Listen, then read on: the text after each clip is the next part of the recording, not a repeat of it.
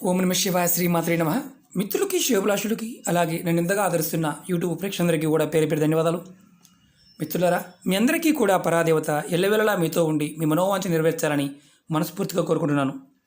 చాలామంది మిత్రులు మెయిల్స్లోను కామెంట్స్లోనూ గురువుగారు మనకి మంచి రోజులు రాబోతున్నాయి అని ఎలా తెలుస్తుంది, మంచి రోజులు రాబోతున్నాయి అని తెలుసుకోవడానికి ఏమన్నా మనకి సంకేతాలు ఉంటాయా, అలా ఏమన్నా మన శాస్త్రాల్లో ఉన్నాయా అని చాలామంది అడిగారు.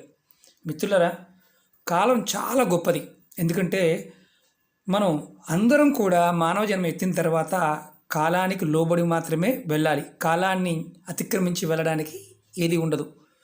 మనకి పురాణాల్లో కొన్ని సందర్భాల్లో నారదముని విష్ణుమూర్తిని అడిగినట్టుగా ఒక కథ ఉంది. అంటే మనుషులకి మంచి రోజులు రాబోతున్నాయి, మనకి మంచి జరగబోతుంది అంటే ఎలాంటి సంకేతాలు ఉంటాయి, ఆ సంకేతాలు ఏంటి అని నారదముని విష్ణుమూర్తిని అడిగినట్టుగా పురాణ కథల్లో మనం వింటూ ఉంటాం. ఆ సంకేతాలు ఏంటి, మన జీవితంలో అలాంటి సందర్భాలు ఎలా వస్తాయి, ఎలా గుర్తించాలి, దాన్ని మనం ఎలా గుర్తించి జీవితంలో ముందుకు తీసుకువెళ్ళాలో ఈరోజు వీడియోలో తెలుసుకుందాం. ఇవి మన పెద్దలు చెప్తూ ఉంటారు. పూర్వంలో మన పూర్వీకులు మనకి ఇవన్నీ చెప్తూ వచ్చారు. కాలక్రమేణా మనం వీటిని వదిలేసాం. ఒక్కొక్కసారి మనం మంచి సంకేతాన్ని కూడా గుర్తించలేం, కానీ దానితోనే మనం బాధపడుతూ ఉంటాం. ఎందుకంటే ఇందుట్లో మంచి చెడు, ధన రాబడి, సంపద, ఆరోగ్యం అన్నీ ముడిపడి ఉంటాయి. ఇలాంటి సందర్భాల్లో మనం పూర్తిగా అవగతం చేసుకొని పరిశీలనాత్మకంగా ముందుకు వెళ్ళగలిగితే ఖచ్చితంగా మన జీవితంలో అద్భుతమైన మంచి రోజుల్ని, మంచి సంఘటనల్ని మనం చూడగలుగుతాం. అవేంటో మీకు చెప్తాను. అలాగే మీకు ఈ వీడియో నచ్చినట్లయితే లైక్ చేయండి, నా ఛానల్ సబ్స్క్రైబ్ చేసుకోండి, పక్కనే ఉన్న గంట సింబల్ని యాక్టివేట్ చేసుకోండి, 10 మంది మిత్రులకి షేర్ చేయండి. అందులో ప్రప్రథమంగా మీ జీవితంలో మీరు అనుకోకుండా రాత్రి నిద్రపోయిన తర్వాత తెల్లవారుజామున బ్రాహ్మీ ముహూర్తంలో అంటే 4 గంటల నుంచి 5:30 గంటలకు ముందు మధ్యలో మీ అందరికీ మీకు మెలకు వచ్చి నిద్ర లెగిచిన తర్వాత నారాయణ మంత్రాన్ని అనుకోకుండా మీ నోటికి గనక నారాయణ నారాయణ శ్రీమన్నారాయణ మంత్రాన్ని గనక తలుచుకుంటూ ఉన్నారా, మీ జీవితంలో అద్భుతమైన సమయం రాబోతుందని అర్థం. అంటే ఆ సమయంలో మీరు అలారం లేకుండా మీ అందరికీ మీరుగా లెగిచి మీరు అలా చేస్తూ ఉంటే ఖచ్చితంగా మీకు మంచి సమయం రాబోతుంది అని అర్థం. మీరు నారాయణ మంత్రాన్ని కనుక అనుకోకుండానే మీ నోటికి వస్తూ ఉందా, మీరు ఖచ్చితంగా ధనం పాయింట్ ఆఫ్ వ్యూలోను, మీరు కోరుకున్న కోరికల పాయింట్ ఆఫ్ వ్యూలో నెరవేరబోతున్నాయి అని అర్థం. మీ కుటుంబం, మీరు అదృష్టానికి దగ్గరగా ఉన్నారని అర్థం. అంటే భగవంతుడి యొక్క కృప మీ మీద ఉందని అర్థం. ఇది ఎవరికైనా జరుగుతూ ఉంది అంటే మాత్రం, యాదృచ్ఛికంగా జరుగుతుంది అంటే మాత్రం మీ జీవితంలో ఎదురు లేదని అర్థం. ఇది శ్రీమన్నారాయణుడు నారదమునికి చెప్పిన మాట. మీకు ఇలా జరుగుతూ ఉంది అంటే మాత్రం ఖచ్చితంగా కామెంట్ చేయండి. అలాగే రెండో ఉపాయం చెప్తాను. చాలామందికి ఎలాంటి సమయంలో అయినా మీ ముఖంలో ఎప్పుడు చిరునవ్వు ఉంటుంది. మిమ్మల్ని చూసినప్పుడు ఎదుటివారిని ఎవరిని చూసినా, ఎవరితో మాట్లాడుతున్నా మీ ముఖంలో చిరునవ్వు కనిపిస్తూ ఉంది. అలాగే మీకు కోపం రావడం లేదు.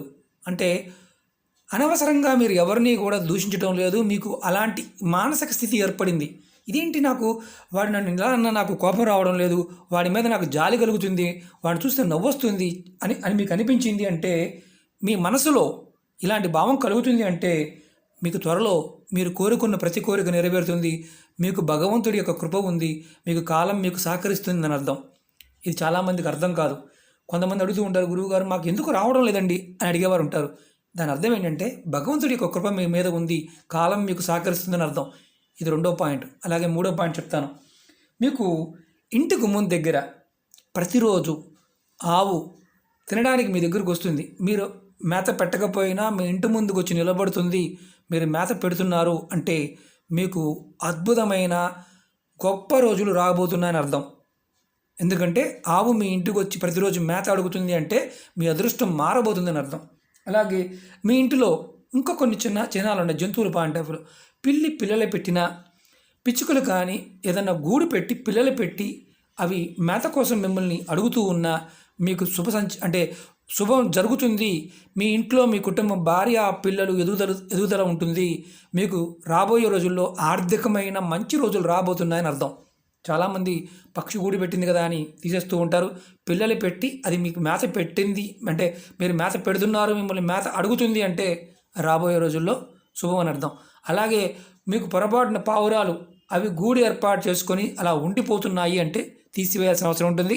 అది పిచ్చుకలు కానీ ఏదైనా సరే కొన్ని పక్షులు ఉంటాయి, అవి మనకి ఎరుపు మెడ మీద ఎరుపు ఉండి పైన కొబ్బరి ఉండంటే మనకి పింఛు ఉంటుంది. అలా ఉన్నా సరే అలాంటి పక్షులు వచ్చి మీ ఇంటి దగ్గర గూడు పెట్టుకున్నా, గోవల్ లాంటివి గూడు పెట్టుకున్నా, పావురాలు వచ్చి సడన్గా అప్పటికప్పుడు గూడు పెట్టుకున్నా, పిచ్చుకలు వచ్చి గూడు పెట్టి అప్పటికప్పుడు ఆ గూడులో పిల్లలు పెట్టి వెళ్ళిపోయిందా మీరు అదృష్టవంతుల కింద లెక్కే. మీకు రాబోయే రోజుల్లో మంచి జరుగుతుంది అర్థం. అలా కాకుండా మీకు ఇంట్లో పర్మనెంట్గా పెట్టేసుకుంది అంటే పావురపు గూడు లాంటివి పెట్టుకుంది అంటే మాత్రం తీసేయాలని అర్థం. అది గుర్తుంచుకోండి. ఎందుకంటే మీరు కోరుకున్న కోరిక నెరవేరుతుంది. అలాగే మీ మనసులో ఉన్న ప్రతి విషయం కూడా మీకు ఫలితాన్ని ఇవ్వబోతుంది అని అర్థం. చాలామంది అంటుంటారు జీవితంలో మంచి రోజులు రావాలంటే శుభసూచకం ఏంటంటే ఇలాంటివన్నీ జరుగుతాయని అర్థం. ఇది గుర్తుంచుకోండి. అలాగే మీకు 4వ పాయింట్ చెప్తాను. మీ పిల్లలు చిన్న పిల్లలు మిమ్మల్ని చూసి నవ్వుతున్నారు అనుకోండి. అలాగే మీ ఇంట్లో ఉన్న ఆడపిల్లలు మీ ఇంటి ప్రాంగణంలో చక్కగా ఆడుకుంటున్నారు అనుకోండి, సంతోషంగా వారికి ఆనందంగా ఉంది, వారు ఎప్పుడూ కూడా మీ ఇంటి దగ్గర మిమ్మల్ని చూసి నవ్వుతున్నారు, సరదాగా సంతోషంగా ఉంటున్నారంటే మీకు మంచి రోజులు రాబోతున్నాయని అర్థం. చిన్నపిల్లలు భగవత్ స్వరూపం, వారికి మంచి చెడు తెలుస్తుంది, వాళ్ళకి ఇంకేం కల్మషం ఉండదు. వారు ఆడుకుంటున్నారు, ఆడుకున్నప్పుడు మిమ్మల్ని చూసి నవ్వుతున్నారు అంటే, మిమ్మల్ని చూసి ఆనందపడుతున్నారు అంటే మీకు రాబోయే రోజులు భగవంతుడి యొక్క కృప మీ మీద ఉంది, మీకు మంచి జరగబోతుందని ఇండికేషన్. ఇలాంటివన్నీ కాలంతో పాటు మనకు అర్థం చేసుకోవాల్సిన విషయాలు.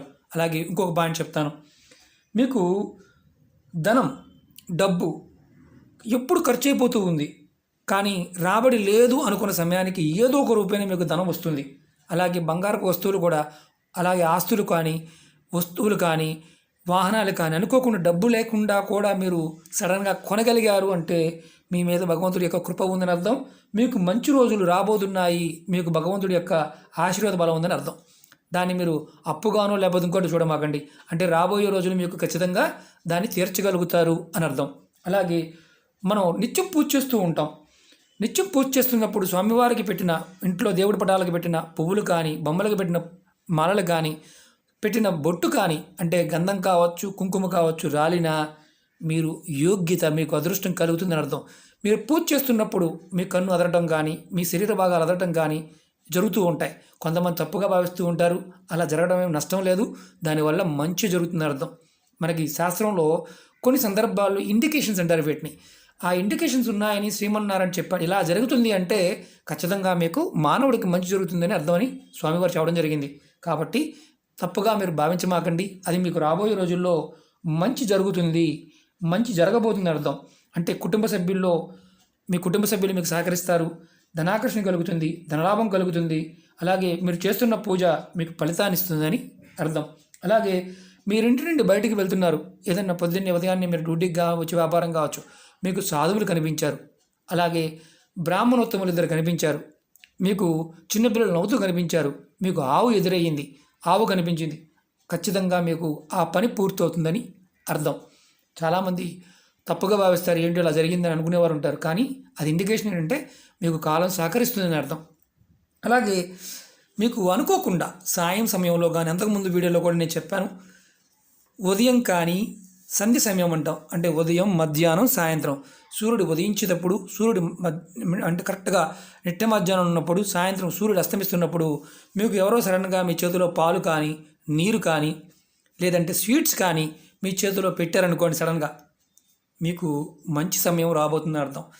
ఇవన్నీ మనకి పెద్దలు చెప్తూ వచ్చారు. ఇలా ఇండికేషన్ ఉంది అంటే మీకు భగవంతుడి యొక్క కృప ఉంది, కాలం మీకు సహకరిస్తుంది, మీకు భయపడాల్సిన అవసరం లేదని మన పెద్దలు చెప్పారు.